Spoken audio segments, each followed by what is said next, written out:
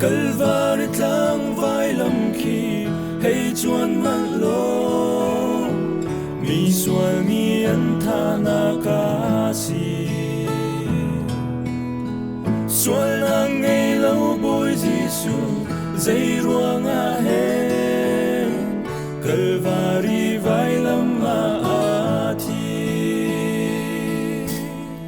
cần chạy a tuar nak le cần chạy a in nam ni khăn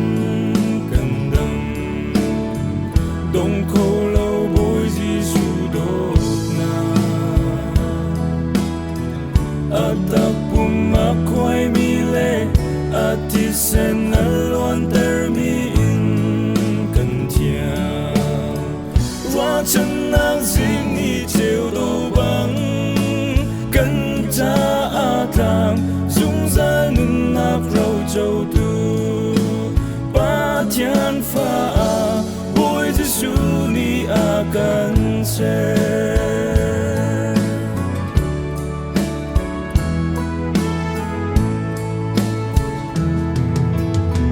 Calvary tlang ti nak chu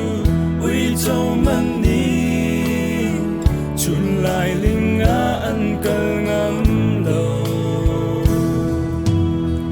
hi tluk cha ser na mun hi dây ruộng a hen bôi Giêsu Christ ni a thim ha cần cha i a tuar nak le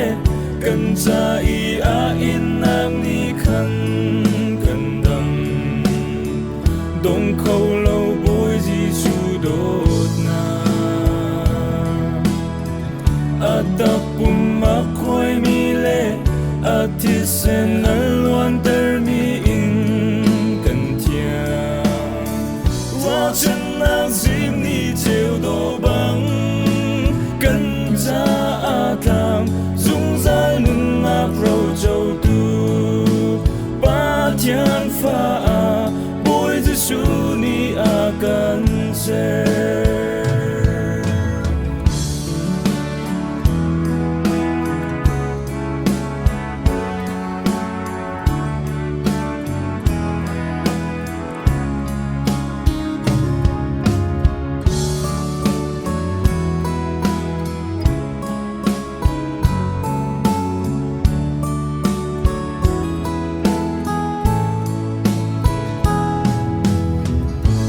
an nung mur ka manin chim ngam silau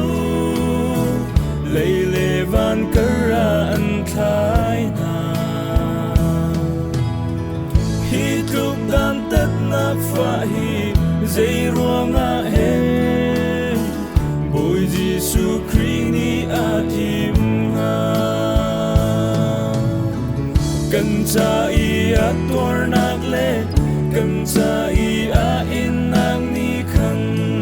cần đâm đông khâu lâu bôi Giêsu đốt na a tập bum a khoai mi le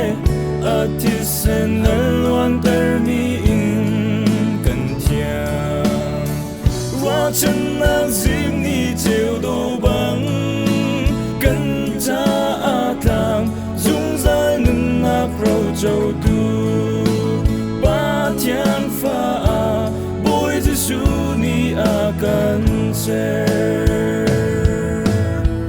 cần cha i a tuar nak le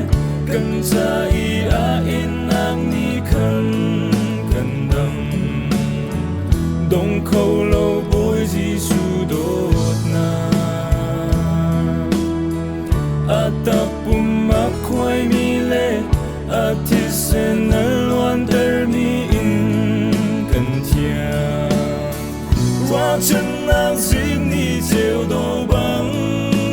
cần cha a thang dung ra nun nắp rau châu tu ba thiên pha bôi Giêsu ni a cần se bôi Giêsu ni a cần se